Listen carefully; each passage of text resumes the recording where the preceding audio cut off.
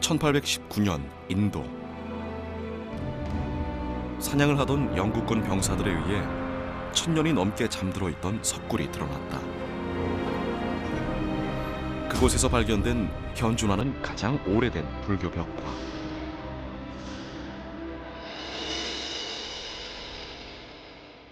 인도에서 기원한 사찰 벽화는 불교 전파에 따라 동북, 동남아시아로 전해진다.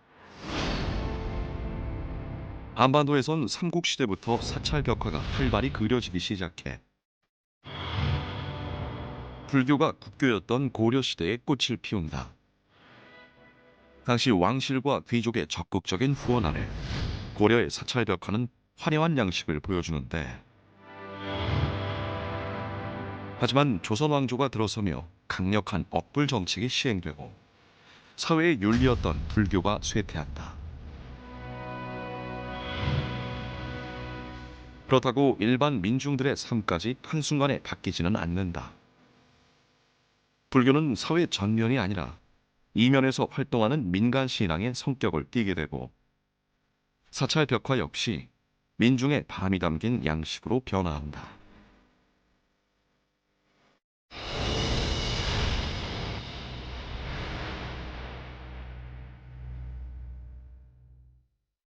월출산 자락에 위치한 천년고찰 무이사.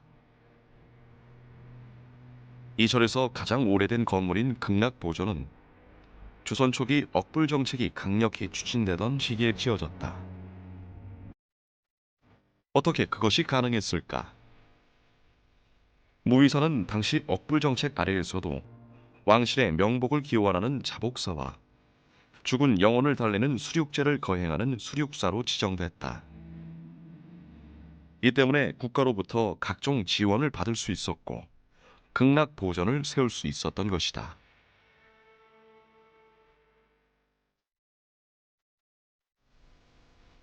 극락보전 안에 있는 국보 제313호 아미타 삼존 후불벽화 역시 무이사가 망자들의 영혼을 달래고 극락왕생을 기원하는 수륙사였던 것과 관련이 있다.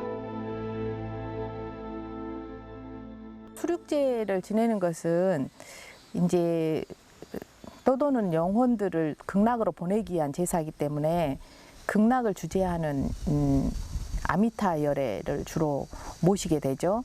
그래서 후불벽에도 아미타 열애하고 협시보살인 관음 지장 이렇게 세 분을 모시게 됩니다. 그리게 돼요. 그런데 아미타 삼존 후불벽화를 자세히 보면 좌우 아래쪽에 이 벽화에 중요한 단서가 담긴 뭔가가 적혀 있다.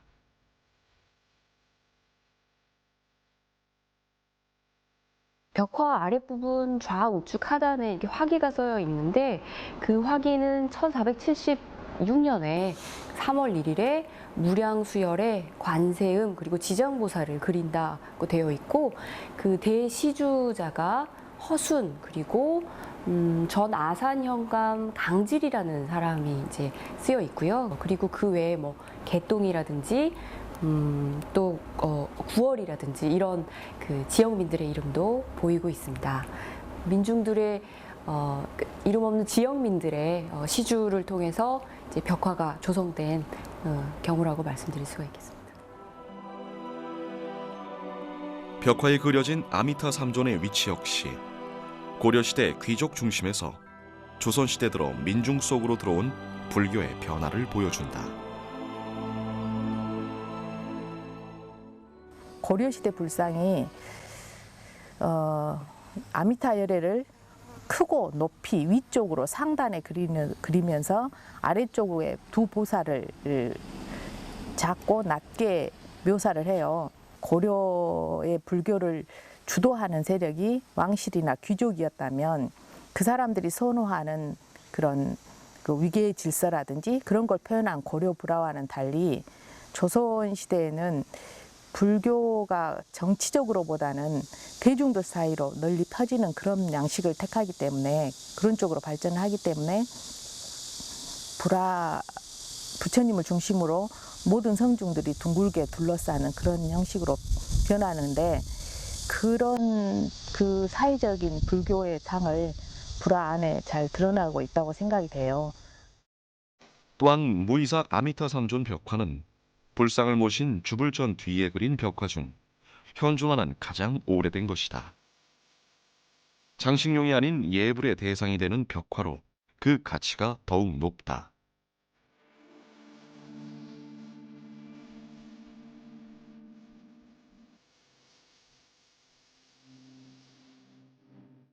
아미타 삼존 후불벽화 뒷면에는 같은 시기에 그려진 백의 관음도가 있는데 조선시대 관음 보살도 중 최고의 걸작으로 꼽히는 작품이다.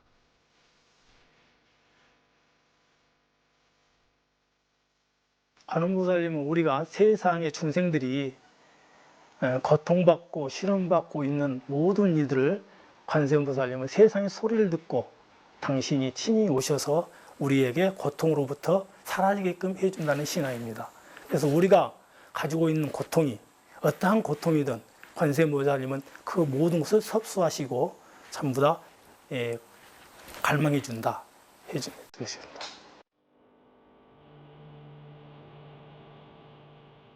관세음은 자비로 중생의 고통을 구제하고 왕생의 길로 인도하는 대승불교의 대표적인 보살이다.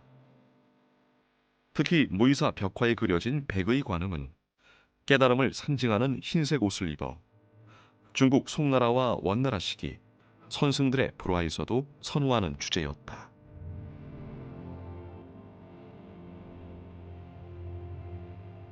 벽화 왼쪽 상단에는 깨달음에 대한 간절한 염원을 담은 시 한 편이 쓰여 있다. 저 해양고절처라는 것은 저기 그 모든 번뇌망상이 떨어진 곳에 관세음보살이 있는데 그곳에서 우리가 기도를 할 때 관세음보살님을 만나기를 원하지만 진정으로 만나는 것은 내가 스스로 깨우침을 얻고자 한다. 그래서 마지막에 만월용 깨달음을 얻기를 바라는 것이다. 이런 뜻으로 해석하면 좋겠습니다. 특히 이 그림에서 흥미로운 부분은 좌측 하단에 있는 노승의 모습이다. 일반적인 불화에서 깨달음을 구하는 선제 동자가 있을 자리에 노승이 관음 보살을 향해 합장을 하고 있다. 노승의 모습은 굉장히 고전적이고 관념적인 인물, 선제동자를 대신하는 굉장히 현실적인 인물로 보여집니다. 원래 선제동자가 화엄경에서 그 보살행이 무엇인지 알기 위해서 이렇게 길을 떠나는데 그리고 마침내 이제 깨달음을 얻었던 그런 청정한 순례자입니다. 이런 순례자의 현실적인 구도자의 모습이 바로 이 노승이라고 생각이 되고요. 고려와 조선 불화의 과도기에서 당시 변화된 시대 상황과 현실을 반영하고 있는 무이사 백의 관음도 이 아름다움 뒤엔 조선시대 승육억불이라는 차가운 현실 속에서 깨달음의 세계로 중생들과 함께 가고자 하는 깊은 뜻이 담겨 있다.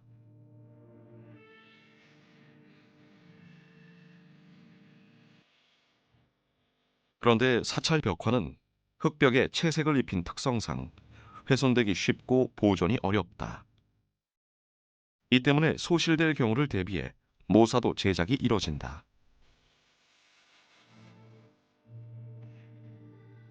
사찰 벽화를 복원할 때 가장 중요한 역할을 하는 모사도 불화는 단순히 보고 즐기는 미술품이 아니라 신앙의 대상이기에 붓질 한 번, 점선 하나에도 수행하듯 온 정성과 혼을 불어넣는다. 이렇게 벽화 모사는 오랜 시간과 인내의 결실로 완성된다.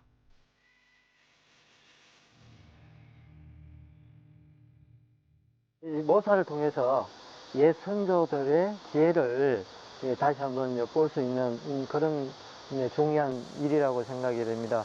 더구나 이 종교화라는 것은 어떤 그림을 잘 그리고를 떠나서 정신적인 측면 그리고 수행적인 측면들이 다 같이 이렇게 균형을 잘 이뤘을 때 보는 사람들로 하여금 이 감동을 주기 때문에 그런 측면에서 굉장히 다시 가치가 있다라고 생각이 되어집니다. 임진왜란 당시 의승들의 훈련 사찰이자 지휘 본부였던 호국 사찰, 흥국사. 이곳에서도 보물로 지정된 조선시대 관음보살 벽화를 만날 수 있다.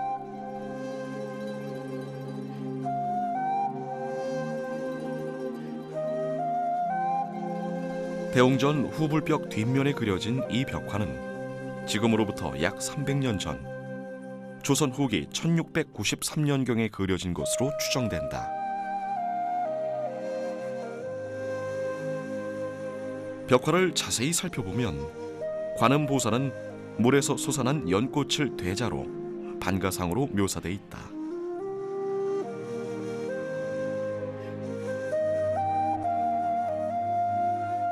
무의사 벽화에 관음보살이 서 있는 것과는 또 다른 모습이다. 그리고 무의사 백의관음 벽화에서 노승이 있던 자리에 선제동자가 그려진 것을 볼 수 있는데 까치발을 들고 합장하는 모습이 무척 역동적으로 표현돼 있다.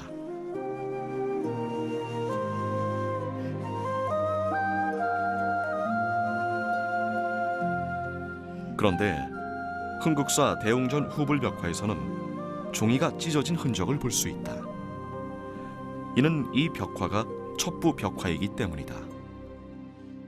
첩부 벽화는 원래 토벽에 채색을 하는 이런 벽화랑 조금 다른데요. 벽에다가 한지에 그려서 이렇게 벽에다가 차곡차곡 붙이는, 여러 겹 발라서 이렇게 붙이는 벽화이고요.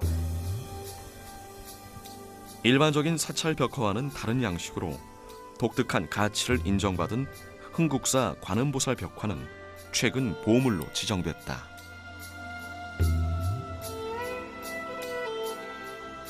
흥국사 관음보살 벽화와 함께 지난 6월 보물로 지정된 또 하나의 관음보살 벽화가 이곳 보성대원사에 있다.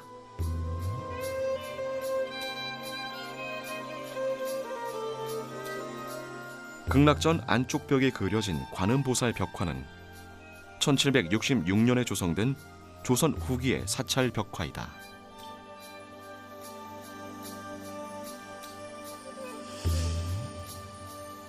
관음보살 벽화가 그려진 서쪽 벽 맞은편, 동쪽 벽에는 달마대사 벽화가 대칭을 이루며 그려져 있다. 이 벽화에는 팔을 잘라 제자가 되기를 간청한 해가 스님과 스승 달마대사의 이야기가 그려져 있다. 선종에서 달마와 해가의 이야기는 굉장히 극적인 이야기고, 마찬가지로 관음보살, 또 관음과 선제동자의 만남도 불교에서 굉장히 하이라이트적인 이야기 구조이죠. 두 개의 그림이 정신 세계가 아마 어떤 궁극적으로 이렇게 좀 다르지는 않을 거라고 생각이 됩니다. 그래서 관음과 달마가 스승이고 해가와 선제가 구도자인 그런 역할을 보여주고 있지 않나라고 생각이 됩니다. 달마와 관음이 마주보는 독특한 조합의 흥국사 벽화는 선종과 교종이 통합된 조선 후기의 통불교적인 시대 변화를 반영하고 있다.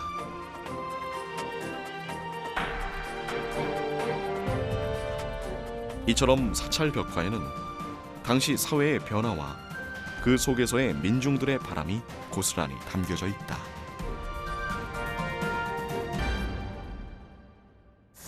그 벽화가 그려진 시기에 어떤 소재를 대상으로, 특히 소재를 선택할 때 그 당시 사람들이 가진 생각들을 담을 수밖에 없어요.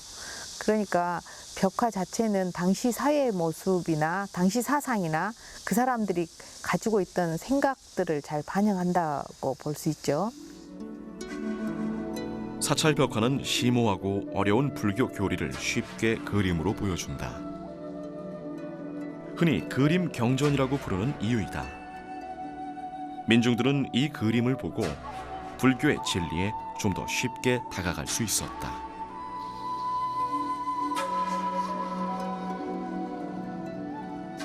불교가 전래된 이래로 사찰 건축에서 벽화를 통해서 부처님의 가르침을 전달하고자 했고, 또 교훈적인 얘기를 통해서 우리가 깊이 있게 또 알지 못했던 그런 내용들을 가장 핵심적인 그림을 통해서 전달하고자 노력을 많이 해왔습니다. 그 하나의 방편으로서 벽화라는 걸 통해서 보다 많은 사람들이 불교를 좀 더 많이 알고 가고자 하는 그런 측면에서 핵심적인 얘기를 벽화로 그리게 된 것입니다. 더 많은 중생들을 구하고 싶은 부처의 바람이 사찰 벽화에 담긴 것이다.